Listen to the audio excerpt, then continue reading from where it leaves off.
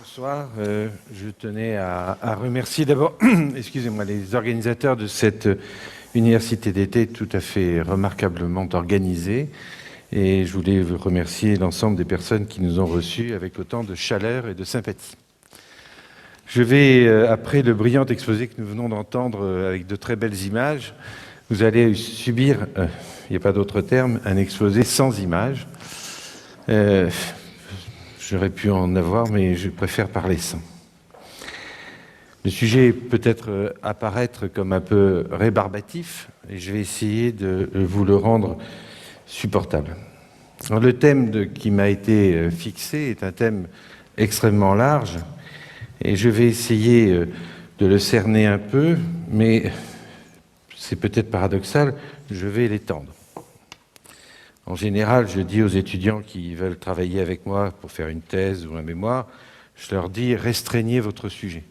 J'arrive toujours avec des sujets atlantiques, et je leur dis « restreignez ». Ben, je vais faire le contraire, comme quoi les conseils sont faits pour ne pas être suivis, comme disait Oscar Wilde. Ce que je vais essayer de vous montrer, j'espère rapidement, c'est qu'il y a un rapport étroit entre la situation actuelle des arts dans le monde et la nécessité politique, au sens large du terme, de politique culturelle. Un petit mot d'abord sur le mot culture pour qu'on s'entende sur le vocabulaire. C'est la seule définition que je vous donnerai ce soir, rassurez-vous. Il y a deux grandes définitions de la culture, enfin il y en a 5000, mais il y en a deux que je vais retenir.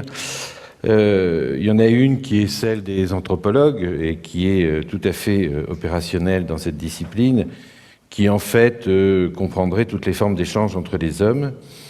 Une telle définition est un peu trop large, beaucoup trop large pour le sociologue que je suis, surtout s'il essaye de parler de politique culturelle. Si on confond la culture et la vie sociale, il n'y a plus aucun sens à utiliser ce terme. Il faut sans doute y accoler le terme d'art, ou plutôt, comme le propose la sociologue Raymond de Moulin, des arts au pluriel. Un des points importants sur lesquels, qui sera un des points de départ que je développerai un peu plus tard, c'est que une des caractéristiques de la modernité, et je travaille en ce moment sur une recherche qui, depuis plusieurs années, pour montrer que nous sommes toujours modernes, que donc la postmodernité est une supercherie pseudo-théorique. Dans la modernité, ce qui caractérise la modernité, c'est l'impératif de nouveau qui est imposé aux arts, mais pas simplement aux arts. Il y a un problème ? Ah d'accord. Alors du coup, ça marche pas. Bon, vous m'entendez maintenant, j'espère. L'impératif de nouveau, ça veut dire quoi? Ça veut dire qu'à un moment donné, à la charnière des XIIIe et XIVe siècles, comme l'a montré Hans Belting, entre autres, Olivier Boulnois et quelques autres historiens, à la charnière des XIIIe et XIVe siècles est apparu un discours nouveau, une catégorie intellectuelle nouvelle qu'on a dénommée art, qui n'existait pas avant et qui n'a pas existé ailleurs, avant que les forces mécaniques, techniques et militaires de l'Europe imposent la culture européenne au monde entier. Et cet nouveau discours, cette nouvelle catégorie d'art s'est séparée de la théologie qui interdisait ou qui maîtrisait la fabrication des images. Je ne peux pas vous faire un cours sur le Moyen-Âge, ça m'intéresserait, mais ce n'est pas le lieu. Simplement, ce qui est apparu à ce moment-là, dans cette catégorie d'art, c'est que ce qui est en question, c'est la représentation et la nécessité de transformer en permanence les modes de représentation. C'est arrivé dans l'Église d'Occident, alors que dans l'Église d'Orient, la même querelle des images était arrivée à un résultat complètement inverse, puisque, au contraire, la nouveauté est interdite dans l'image. Alors, dans cette histoire des arts, il y a eu plusieurs époques, plusieurs périodes. Cette première période où les artistes se sont progressivement séparés et affranchis du discours théologique, puis se sont affranchis des contraintes de l'artisanat, notamment des corporations, en devenant des professionnels spécifiques avec académie, etc., etc. Ça s'est fait dans plusieurs pays, et notamment en France sous Louis XIV.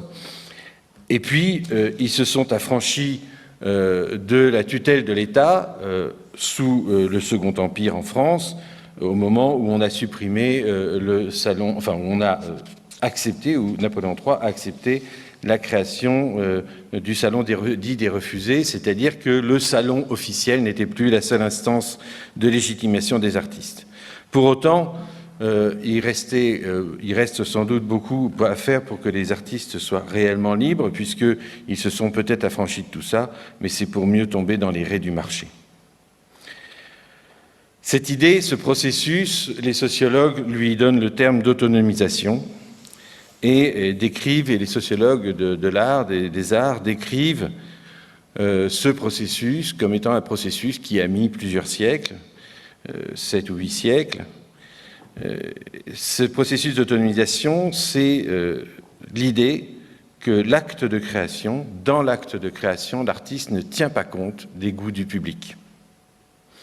La question de savoir s'il faut tenir ou non compte des goûts du public ne relève pas des procédures de création, mais relève d'autres choses qu'on appelle les politiques culturelles. Le travail des artistes, entre le travail des artistes, qui donc est autonome, et le travail du public, puisqu'on va pouvoir parler à ce moment-là de travail du public, pour rejoindre cet artiste qui s'éloigne de lui et qui ne tient pas compte de son existence, ou ne tient pas, comme on le faisait par le passé, compte de son existence. Entre les deux, on va mettre en place des procédures qui vont faire en sorte que la rencontre ait lieu malgré tout. La politique culturelle, c'est donc l'ensemble de ces procédures collectives, de ces opérations collectives qui tentent de transmettre ou de faire se rencontrer des artistes et un public. La fonction générale des politiques culturelles et des institutions culturelles, c'est une fonction de médiation culturelle, au sens fort du terme de médiation. Quand on parle de médiation, on indique toujours qu'il y a un conflit, qu'il y a une distance, qu'il y a un fossé entre des gens qu'il s'agit de faire se rencontrer, et on va nommer des médiateurs. En France, il y a un médiateur de la République. Dans certains journaux, le journal Le Monde, il y a un médiateur entre les lecteurs et les journalistes.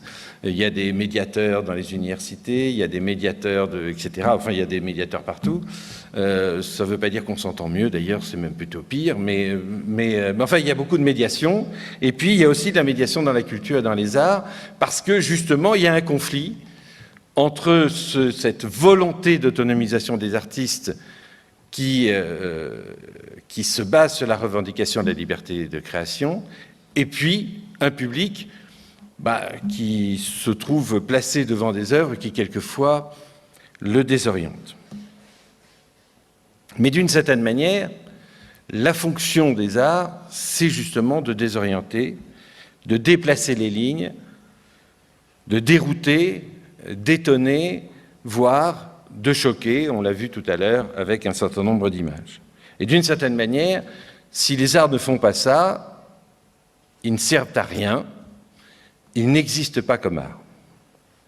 Alors, à partir de là, on peut se poser un certain nombre de questions qui sont des questions classiques, je vais aller vite, que les sociologues posent, mais les politiques aussi se les posent, concernant cette médiation culturelle ou ces politiques culturelles. Je vais traiter rapidement 4 ou 5 points. Le premier point, c'est l'opposition entre la démocratisation et le volontarisme culturel, l'opposition entre le populaire ou les cultures populaires et les cultures élitistes, entre le local et l'international, entre le choc culturel et la socialisation, entre l'éducation populaire et la professionnalisation des artistes. Le premier point que je voudrais traiter, c'est la question dite de l'échec de la démocratisation. C'est un discours qu'un certain nombre de sociologues français, à la suite de Pierre Bourdieu, ont développé en France à partir des premières grandes enquêtes d'Olivier Donat sur les pratiques culturelles des Français, et qui montraient que malgré un effort important sur le plan budgétaire, malgré ce qu'on a dit hier, 1% du budget de la nation en France, c'est pas rien, c'est des sommes importantes, et dire que c'est rien, c'est peut-être un peu dur, mais enfin bon, à l'époque d'ailleurs, c'était pas 1%, c'est toujours d'ailleurs pas 1%, c'était 0,4, 0,3% sous Malraux, hein, donc c'était encore moins, et puis le budget de la France de l'époque n'était pas le budget de la France d'aujourd'hui. Mais les premières enquêtes d'Olivier Donat, et surtout la deuxième grande enquête d'Olivier Donat, montraient qu'en 5 ou 6 ans, grosso modo, les pratiques culturelles n'avaient pas beaucoup bougé, voire pour certaines d'entre elles, avaient régressé. Et donc un certain nombre de sociologues, notamment Pierre Bourdieu et son équipe, ont dit, ben alors ça signifie que c'est un échec, et on a parlé d'échec de la démocratisation, tout simplement parce que cette politique n'avait pas permis d'augmenter les consommations culturelles en France. Et puis, face à cette critique qui a duré un certain nombre d'années, un certain nombre de sociologues, plutôt que de prendre les chiffres globaux de la macrosociologie, parce que les enquêtes de Donat, c'est 8000 questionnaires, 5000 exploités, c'est de la macro, ont essayé de travailler plus au niveau des institutions culturelles elles-mêmes. Et notamment, Laurent Fleury a travaillé sur le TNP de Villars, qui est un exemple de volontarisme culturel avec une assez belle réussite. Villars, il veut faire venir un public populaire dans son théâtre national populaire, puisque c'est comme ça que s'appelait le théâtre qu'il dirigeait à Paris. Et qu'est-ce qu'il va faire? Eh bien, il va enquêter auprès des comités d'entreprise, d'un certain nombre d'institutions, et il va transformer le théâtre en France, d'abord en changeant les horaires, en faisant des séances de théâtre plus tôt. Le théâtre commençait à 9h, il va le faire commencer à 7h de l'après-midi. Il va créer le premier restaurant dans un théâtre pour permettre aux ouvriers qui sortent de l'usine à 6h de manger un morceau, un sandwich ou un morceau de quelque chose juste avant le spectacle, et de ne pas être forcés de repasser par chez eux, etc. Et puis un restaurant qui au départ n'était pas très cher, etc. Et puis il va faire en sorte que pendant cet avant-spectacle, pendant le temps où les gens mangent dans ce restaurant, les acteurs qu'ils vont voir sur scène viennent parmi les gens, bavardent avec le public, etc. C'est un succès considérable. Il remplit le TNP, c'est une grande salle. Je ne sais pas combien il y a de places au TNP, mais il y en a au moins autant qu'ici. Il y en a même plus, je pense. Donc il remplit le théâtre pendant plus de 10 ans. Et puis, Villars va mourir, il va être remplacé par un très grand acteur, Wilson, qui, lui, ne s'intéresse pas à cette question et, en 2 ans, va vider le théâtre. Pourquoi je prends cet exemple qui a été analysé par Laurent Fleury? Tout simplement pour montrer que s'il y a échec de quelque chose, ça n'est pas échec de la politique de démocratisation ou l'échec du volontarisme culturel, c'est plutôt la non-volonté, la nolonté, comme on dit en français, la non-volonté de poursuivre un effort constant de démocratisation. Et il est évident que ces politiques de volontarisme culturel, à partir du moment où on les arrête, eh bien, on revient au point de départ très rapidement. C'est donc un des premiers points importants des politiques culturelles. Si on se lance dans une politique culturelle, il ne faut pas l'arrêter, autrement, ça ne sert à rien. Deuxième grande opposition, la question du populaire et de l'élite. Là encore, c'est une question classique en sociologie. On oppose traditionnellement, en tout cas dans les pays européens, plus qu'aux États-Unis peut-être, sans doute, même certainement, on oppose quelque chose qui serait des cultures populaires avec une culture, la culture, avec un grand C, qui est celle des élites. Et c'est vrai qu'il y a des distinctions qui sont constatées par les sociologues dans leurs enquêtes entre les pratiques culturelles d'un certain nombre de catégories sociales dites privilégiées, notamment Bourdieu, que je citais tout à l'heure, a montré qu'il y avait un rapport entre le niveau de diplôme et le type de pratiques culturelles des individus. Et plus vous êtes élevé dans votre formation, plus votre niveau de diplôme est important, plus vous avez tendance, je dis bien vous avez tendance, à avoir une pratique culturelle élevée ou importante et élevée. C'est à la fois vrai et faux. Là encore, on est dans le macro, c'est toujours le problème du barreau de l'échelle où on se place quand on observe les faits sociaux. C'est à la fois vrai et faux, c'est vrai en général, mais on dit par exemple que l'opéra, que 86% des publics de l'opéra sont des bourgeois cultivés et diplômés. C'est vrai, mais ces 86% du public de l'opéra ne représentent que 14% de la catégorie sociale concernée. C'est-à-dire qu'il y a une minorité de bourgeois qui vont à l'opéra, même s'ils sont majoritaires à l'opéra. Et donc, si vous prenez un chiffre ou l'autre, vous avez une image complètement différente des pratiques culturelles. Et en fait, il n'y a pas de pratique culturelle qui soit majoritaire. Toutes les pratiques culturelles sont toujours minoritaires. Il n'y a jamais aucune pratique culturelle qui réunisse une majorité d'une catégorie, de la population d'un pays. Or, la question, c'est de savoir, et c'est la question que je posais tout à l'heure sur l'autonomisation des artistes, c'est qu'est-ce qu'on va décider sur le plan politique. Un ex-président de la République, qui d'ailleurs est en train de s'agiter beaucoup pour savoir s'il ne veut pas redevenir président aux prochaines élections, quand il a été élu en 2007, avait fait une lettre, comme ça se passe à chaque fois qu'il y a un changement de gouvernement, le président de la République donne un certain nombre de consignes à ses ministres, ça s'appelle des lettres de cadrage, et dans la lettre de cadrage que cet ex-président de la République française a donnée à sa ministre de la Culture, il lui dit qu'il faut plaire au public et lui donner ce qu'il veut. C'est-à-dire qu'il fait un choix très précis, celui d'avoir une politique culturelle qui ne parle surtout pas de culture. Parce que si la culture n'est pas là pour dérouter, étonner ou choquer, comme je le disais tout à l'heure,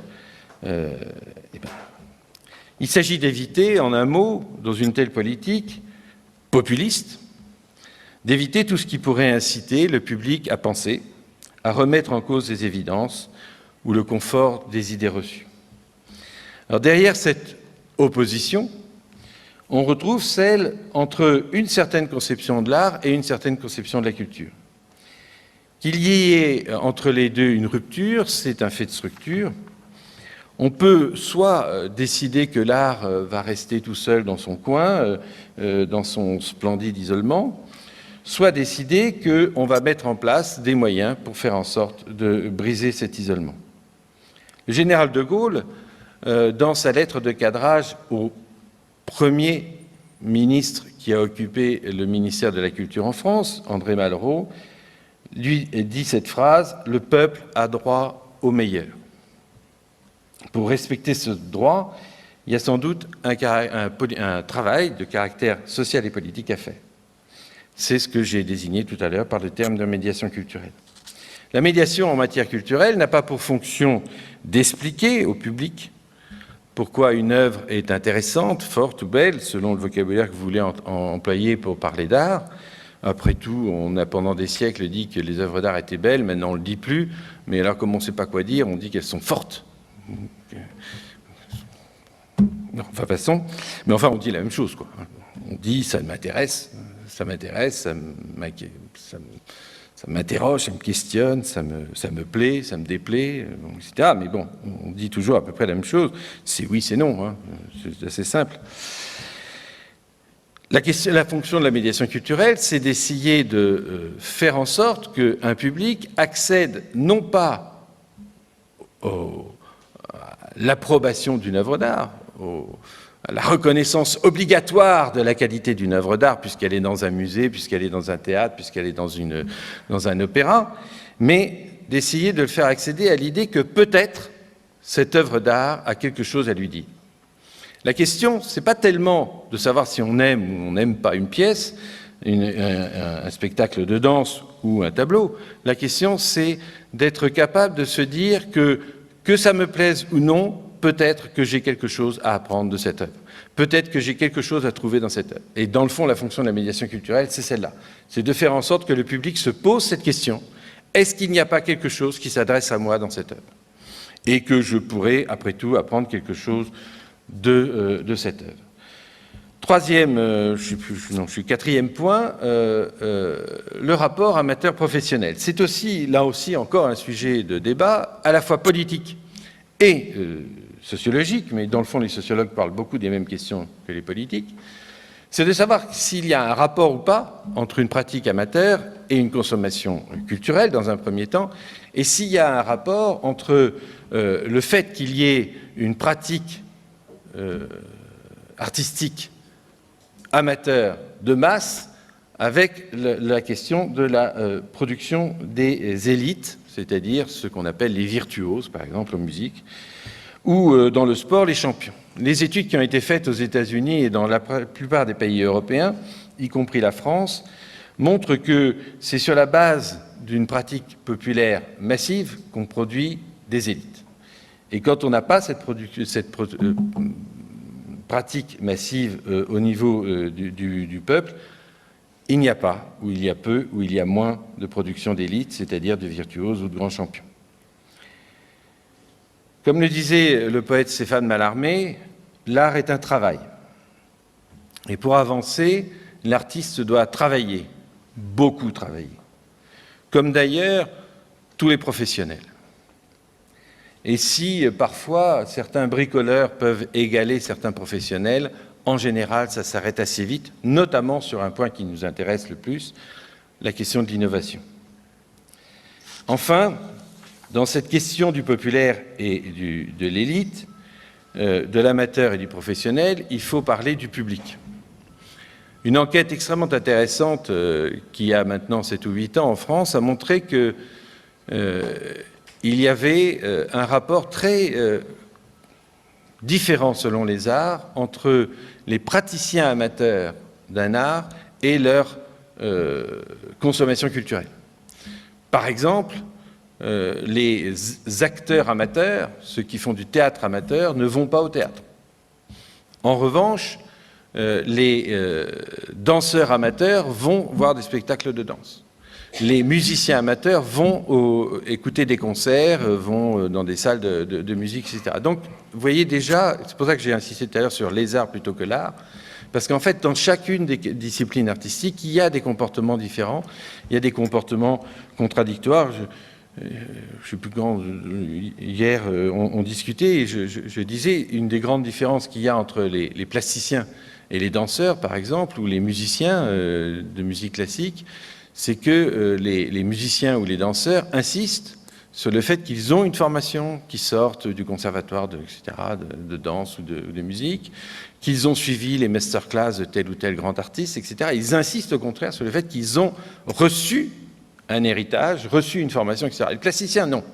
Les enquêtes de Raymond de Moulin l'ont montré il y a 20 ans, et puis les enquêtes plus récentes de Pierre-Michel Menguer l'ont confirmé récemment. Les plasticiens, ils disent « Oh ben non, moi j'ai pas de formation ». Et quand on leur fait remarquer qu'ils ont fait les beaux-arts, ce qui ressemble quand même à une formation artistique, oui, mais j'ai rien appris. Donc il y a un problème. Bon. Il y a un problème, ce problème ça s'appelle l'idéologie romantique. Hein. L'artiste n'a pas besoin de formation puisqu'il est génial de naissance ou de nature. Bon, voilà, c'est comme chacun sait, les gens qui savent tout sont ceux qui n'ont jamais rien appris. Ce qui est intéressant aujourd'hui, et c'est un phénomène nouveau, et c'est lié à ce processus d'autonomisation des artistes, ce qui est un phénomène nouveau aujourd'hui, c'est que le public va être convoqué comme expert. Il y a eu toutes sortes de publics, et depuis une vingtaine d'années, on va demander au public de juger directement ou indirectement d'un certain nombre de pratiques culturelles et d'un certain nombre d'œuvres. Je prends un exemple, ça a été les premiers qui ont fait ça, puisque c'est le journal Elle, le journal féminin que certaines et certains d'entre vous connaissent sans doute. Le journal Elle a créé, je crois, il y a 22 ans ou 23 ans, un prix littéraire des lectrices de Elle, où ils ont sélectionné un certain nombre de lectrices. Ils ont fait un panel de lectrices qui ont lu une sélection de romans à la rentrée littéraire française, et ils ont donné un prix. Dans le fond, c'est un public, si j'ose dire, banal, le public de base d'un journal qui n'est pas un journal particulièrement intellectuel, même si c'est plutôt un journal de la moyenne bourgeoisie, du point de vue de son public.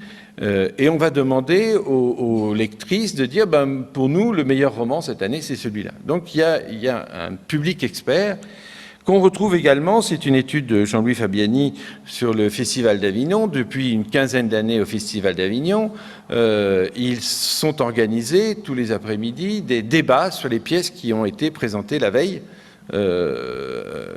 sur la grande scène, dans le IN.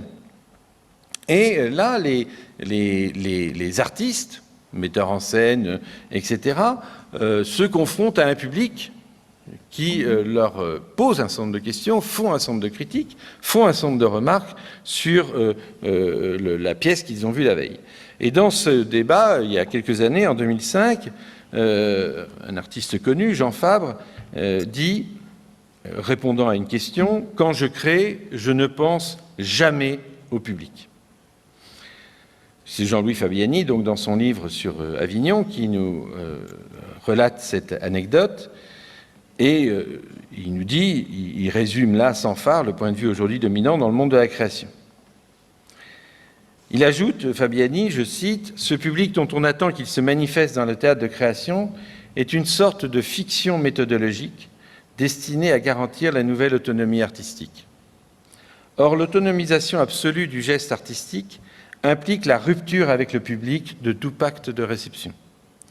Il ne va pas de soi que le public des classes populaires, au sens sociologique du terme, accepte plus facilement que les bourgeois les conventions du théâtre de création. On peut même affirmer que plus l'artiste s'affranchit, moins il a besoin du public. Le théâtre, pourtant, conclut Fabiani, le théâtre, pourtant, n'existerait pas sans la présence du public.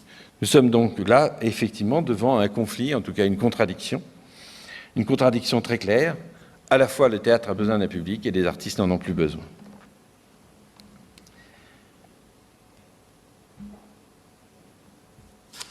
Le deuxième grand point que je voudrais traiter, je ne sais pas où j'en suis dans mon temps, mais ce n'est pas très grave, je m'arrêterai quand ce sera fini, c'est la question du rapport, et c'est un rapport politique, entre la question de la culture et la question de l'insertion sociale.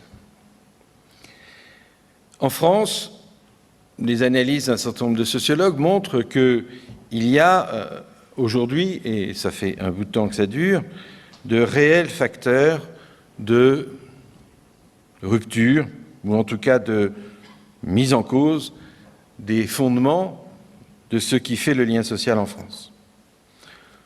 Que ce soit des problèmes politiques, des problèmes sociaux, le chômage, que ce soit des problèmes religieux, que ce soit des problèmes X ou Y, un certain nombre de points qui faisaient, entre guillemets, consensus, ne le fait plus. Nous l'avons vu récemment par le fait qu'un certain nombre de gens se sont, pour la première fois, depuis un peu plus de 50 ans, présentés comme antisémites dans des manifestations, ce qui ne s'était pas produit depuis la Seconde Guerre mondiale et la défaite du nazisme après la libération de la France. Et dans le fond, cette manifestation, au-delà des raisons pour lesquelles cette manifestation avait lieu, qui n'est pas mon propos aujourd'hui, mais cette présence d'un discours explicitement antisémite montre à quel point quelque chose du consensus national qui s'était constitué après la libération s'est effondré ou a disparu ou s'est atténué. Dès le début des années 80, une interrogation va avoir lieu dans les politiques en France, c'est le rapport entre les politiques sociales et les politiques culturelles. Et c'est Jack Lang qui, le premier, parmi les ministres de la Culture en France, va insister sur le fait qu'il n'y a pas de progrès social sans progrès culturel, et qu'il n'y a pas de progrès culturel sans progrès social. Dans le fond, une politique culturelle qui ne tiendrait pas compte de l'état social de la population serait une politique vaine. Et si on veut développer la culture, si on veut diffuser la culture, ça ne se fait pas à des ventres creux, dit-il, dans un discours à l'Assemblée nationale. Et dans le fond, depuis le début des années 80, quels que soient les ministres de la Culture, qu'ils soient de droite ou de gauche en France, ils ont tous été sur cette ligne-là. C'est tout à fait frappant de voir qu'il y a, bon, avec des nuances, et puis bien évidemment, aucun des ministres ne dira jamais qu'il est d'accord avec son prédécesseur quand il n'est pas de son parti, c'est une évidence, mais ça n'empêche pas qu'ils font la même politique. Avec des nuances, etc. Mais grosso modo, par exemple, quand il était dans l'opposition, le successeur de Jacques Lang en 1993, qui était Jacques Toubon, RPR, on dirait aujourd'hui pourquoi UMR, mais Jacques Toubon avait dit dans un discours électoral le rock ne fait pas partie de la culture et le fait que Jacques Lang ait mis de l'argent sur le rock est une absurdité. On n'a pas besoin de mettre de l'argent pour quelque chose que de toute façon les jeunes écoutent. Et puis en plus, le rock est américain et le rôle du ministère de la Culture, c'est de défendre la culture française. Le niveau de ce discours était quand même assez lamentable, mais peu importe, c'est pas ça qui est important. Ce qui est intéressant, c'est quand il est devenu ministre de la Culture, il a maintenu toute la politique sur le rock. Il n'a rien changé à la politique sur le rock. Pas un sou, il n'a pas retiré un sou de la politique sur le rock. Donc, bon, c'est bien, hein, moi je suis pour, hein, mais c'est intéressant de voir qu'il y a une contradiction. Parce qu'en fait, il y a un consensus, sur ce plan-là, en tout cas d'entre les partis politiques, sauf certains partis qui n'ont pas encore été au gouvernement, qu'ils soient de droite ou de gauche d'ailleurs, c'est que, dans le fond, il n'y a pas de politique culturelle qui se fasse sans tenir compte de l'état social de la nation. Et dans cette politique, il y a un aspect extrêmement important et qui est un des points sur lesquels il y a rupture du lien social en France aujourd'hui, c'est la question de la langue. Jacques Toubon, quand il était ministre de la Culture, a fait, comme tous les ministres, quand on est ministre, on fait des lois, en tout cas en France, je ne sais pas ici, mais en France, on fait des lois. Un ministre qui ne fait pas de loi a l'impression de ne pas être ministre. Bon, c'est la seule chose, c'est le moment où il existe, c'est quand il fait une loi. Bon. Je pense que ce n'est pas vrai dans tous les pays, mais en tout cas en France, c'est une règle. Et donc, il a fait une loi très importante, qui fonctionne toujours, qui est toujours toujours valable, sur justement la défense de la langue française. Or, c'est un des points importants de la politique culturelle en France, qui va commencer d'ailleurs sur cette question de la linguistique avec François Ier et l'édit de Villers-Cotterêts, qui impose le français dans l'administration du royaume. Il y a un problème en France, c'est qu'aujourd'hui, il y a une perte de la langue. Et que tous les constats qui sont faits, notamment les grandes enquêtes sur le niveau scolaire des élèves qui sortent du primaire, ou qui y entrent, mais surtout qui en sortent, c'est que, dans le fond, ils ne maîtrisent pas, la majorité d'entre eux, ils ne maîtrisent pas la langue française. Qu'ils soient d'ailleurs d'origine étrangère ou française, ça ne change rien. Ceux qui sont passés par l'école de la République devraient maîtriser le français au moment où ils rentrent au lycée, enfin au collège. Eh bien, aujourd'hui, il y a une majorité d'enfants qui, par exemple, ont du mal à comprendre un texte qui fait plus de 10 lignes quand ils rentrent en sixième, ce qui est quand même un problème. Et donc, il y a un vrai problème en France du côté de la langue aujourd'hui. Je vais sauter un peu, mais ce qui est important dans cette affaire de la langue, c'est que on va à la fois se battre pour que le français soit parlé en France, mais aussi pour qu'il soit parlé à l'étranger. Et un des aspects intéressants de l'évolution de cette politique culturelle sur la langue, c'est justement d'essayer de faire en sorte que tous les moyens sont utilisés pour faire passer une pratique de la langue. Ce à quoi s'oppose, vous le savez comme moi, l'appareil que nous avons tous dans notre poche, les téléphones dits intelligents, on ne sait pas en quoi ils sont intelligents d'ailleurs, parce que c'est jamais que de l'électronique, donc c'est bête comme ses pieds, mais c'est binaire en plus, c'est pas terrible, mais surtout, si vous recevez des SMS, ça m'arrive de mon fils ou de mes étudiants, ils parlent un sabir assez étrange, où les mots sont coupés, on fait du phonétique, etc. Mais le résultat des courses, c'est que dans les copies, on retrouve le même sabir.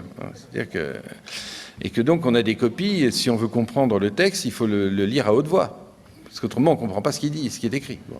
Donc il y a un problème. Hein, bon. Et là, il y a une vraie nécessité. Or, le problème, c'est que si vous ne comprenez pas votre langue, vous ne comprenez pas votre société. Et donc, il y a un vrai problème social et politique derrière cette affaire de la langue. Cette affaire de la langue, c'est aussi une affaire internationale. Et vous savez, je vais aller vite sur ce point, vous savez que la France a été, à un moment donné, dans les années 80, à la pointe d'un combat international qu'on a appelé la politique de protection culturelle. D'exception culturelle, pardon. Qu'est-ce que ça veut dire, exception culturelle? Ça veut dire qu'on sort des règles internationales du marché, règles libérales du marché, celles de l'OMC aujourd'hui.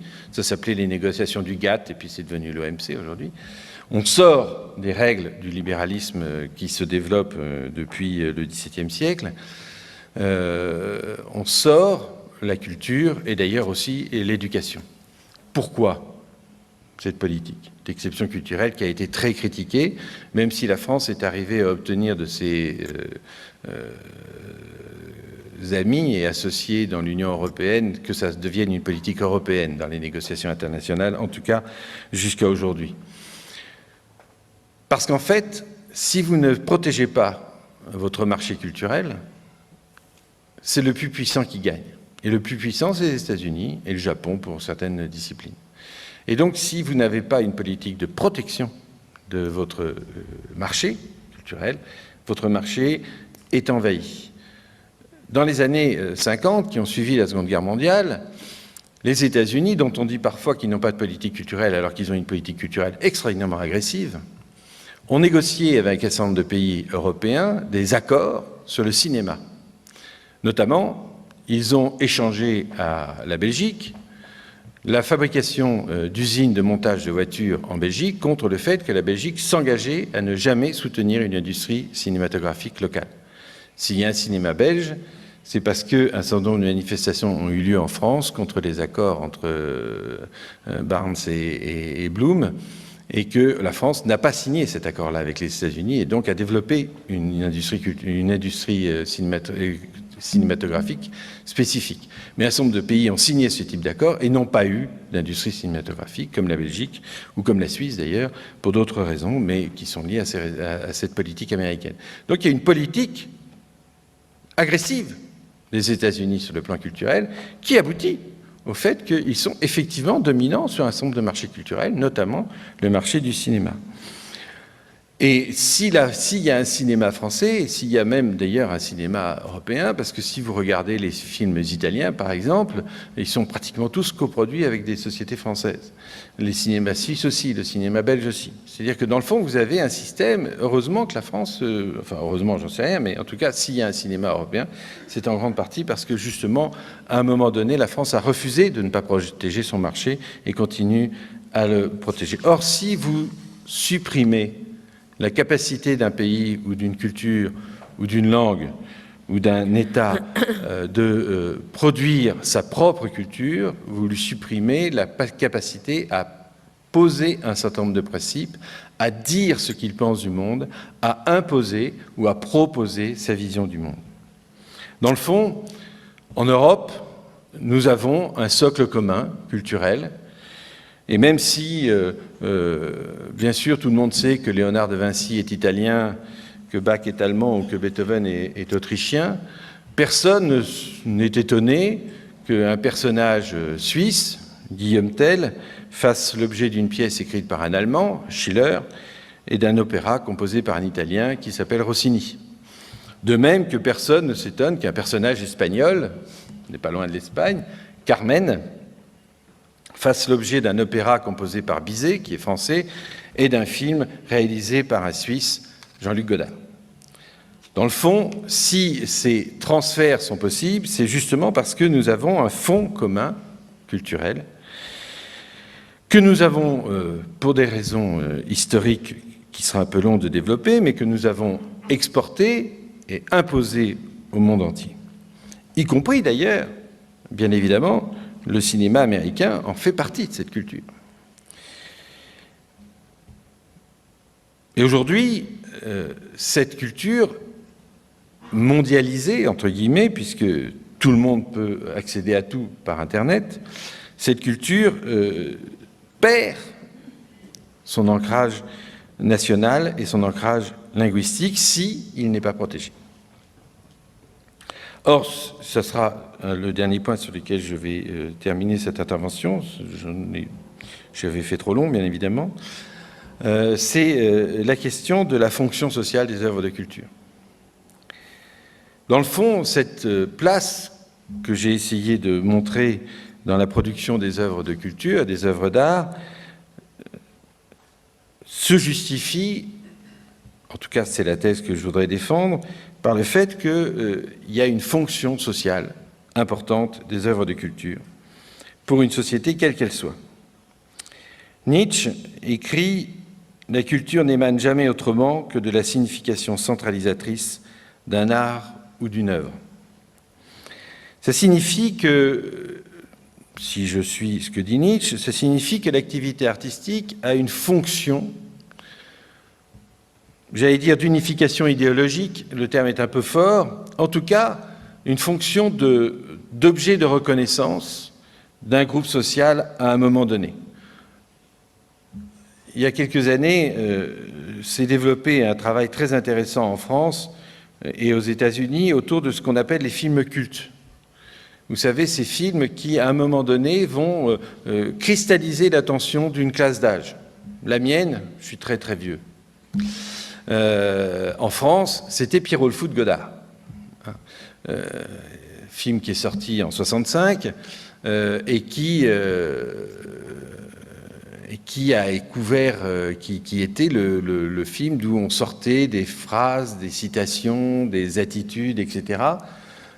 En mai 68, quelques années après, beaucoup plus d'ailleurs que La Chinoise qui était sortie un an avant et qui était un film beaucoup plus politique de Godard. Finalement, c'était Pierrot le Fou qui comptait.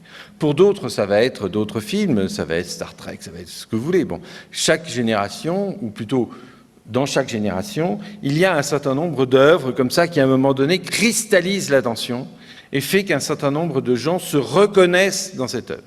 Et cette reconnaissance constitue leur identité culturelle et leur identité tout court. Comme l'écrit le sociologue Bastide, l'art modifie la sensibilité de l'homme, lui crée une certaine conception du monde, détermine un certain comportement, pétrit son âme, et cette âme, une fois transformée dans ses profondeurs, va imposer en dehors un style de vie, une esthétisation du milieu physique et social dans lequel il vit. La fonction sociale de l'art, dans une telle perspective, c'est donc d'être un vecteur de transformation des représentations qui basent notre action. Ça change notre sensibilité, ça transforme notre capacité à comprendre le monde dans lequel nous sommes. L'historien de l'art anglais Ernst Gombrich dit « l'œil apprend ». Ça veut dire quoi? Ça veut dire qu'il n'y a pas de spontanéité, il n'y a pas d'évidence dans l'art, il y a toujours un travail, ce que je disais tout à l'heure, un travail du public pour apprendre quelque chose des œuvres d'art. Et cet apprentissage nous transforme notre sensibilité, transforme nos capacités d'appréhender quelque chose du réel et donc transforme notre action. Il souligne, et je terminerai sur cette dernière idée, il souligne en un mot, si au lieu de considérer le social comme une réalité statique, on le considère comme une réalité dynamique, le producteur d'art est celui qui, par la puissance de son imagination, épouse le mouvement en train de se faire pour le parachever et lui faire signifier son originalité créatrice. L'artiste est moins le reflet de la société que celui qui l'accouche de toutes ses nouveautés. Dans le fond, la transformation de la société est liée à la capacité qu'ont les artistes à produire de nouvelles représentations, qu'elles soient picturales, sonores, cinématographiques, chorégraphiques ou autres, peu importe. Dans l'ensemble du mouvement social, l'artiste va faire un tri dans ce qu'il sait ou connaît ou croit connaître de la société. En choisissant, à la fois, il montre quelque chose, il écarte autre chose. Comme le dit Spinoza, toute détermination et négation, la fonction de la culture, est donc bien central pour penser l'avenir d'une société. Ce qu'on va proposer à une société comme œuvre de culture, c'est également ce qui va déterminer son avenir. J'ai fait à peu près la moitié de l'exposé que j'avais prévu.